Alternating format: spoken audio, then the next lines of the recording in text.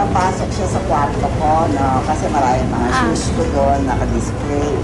So, kukunin niya, Mama Eva, akin ito, akin ito. Sabi ko, pag malaki ka na, sa'yo na.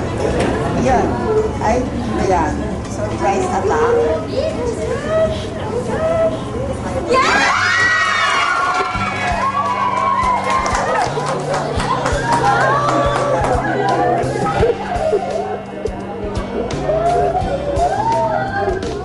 Mo naman, no?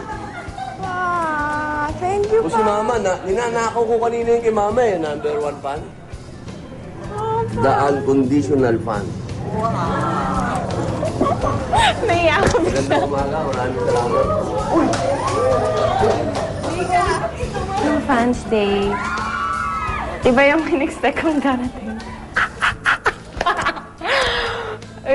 Na-surprise ako kay Mama Eva, pero mas na-surprise ako kay Papa kasi hindi ko talaga alam na darating siya. Since he's from another channel, and akala ko busy siya on that day. Since nung pag-alis namin ng bahay, paalis din sila, akala ko papunta sila sa taping. So yun pala ako ang pupuntahan.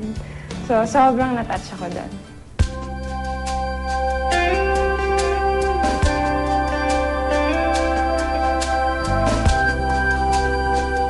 Siguro wala nang magiging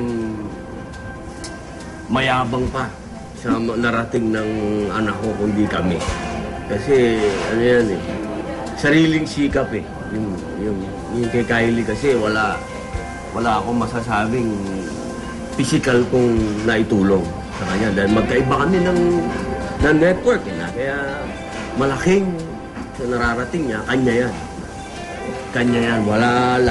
Wala akong masasabing naitulong sa kanya ngayon. Nung bata siya, ako nagtitrain dyan, pero ngayon, kanya lahat yan.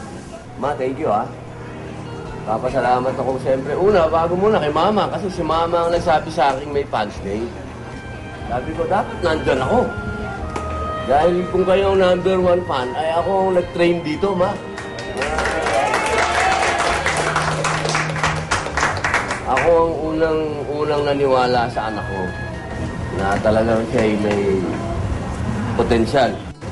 Alam niyo, hindi kayo nagkamali na hinangaan dahil masipag si Kylie. Bata pa lang yan. Nag-training na siya ng iba't ibang martial arts, sa acting. Ganun siya kadeterminadong bata. Kaya hindi kayo nagkamali. At lalong hindi ako nagkamali sa paggawa sa'yo.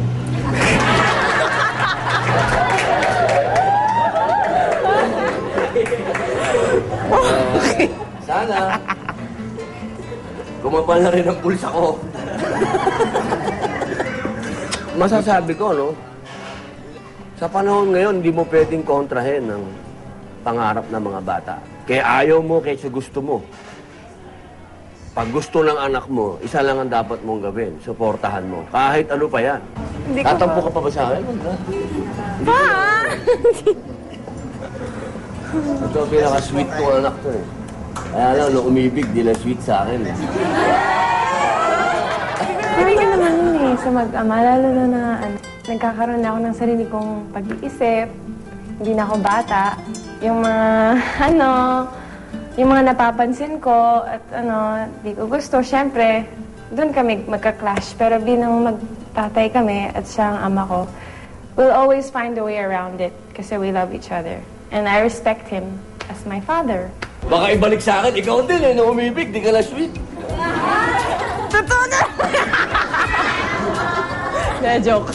Ang magulang, hindi pwedeng kailanman magkaroon ng hindi pagkakaunawaan sa anak. Sapagkat uunawain mo palagi ang anak mo sa lahat ng aspeto. Kaya tama, mali ang ginagawa niya. Uunawain mo yung anak mo. Hindi po pwedeng hindi. Gusto ko lang ulit magpasalamat kay Papa. At pinayagan niya po ako mag-artista. At sinusuportahan po niya ako. Kahit po napapagod na siya, alam kong pagod siya. Gusto pa rin po niya na may oras kaming magsama. Gaya po ng dati, every Sunday. Iiyak na ako. Wow. Ayaw ko na. Gusto ko lang sabihin na I love you ka. Yun ang pinaka-importante. Siguro masasabi ko, daddy's girl ako. Nung bata pa ako, pag dumadating si Papa sa Australia, talagang ako yung pinaka-excited. Lalabas ako sa bahay, hintayin ko siya sa tabi ng mailbox namin. Kahit 1 hour ako maghihintay doon, basta makita ko na parating si Papa. Hindi na kailangan ng maraming salita, nga. Oo nga. Importante, yakap mo ako ngayon. Hindi iba.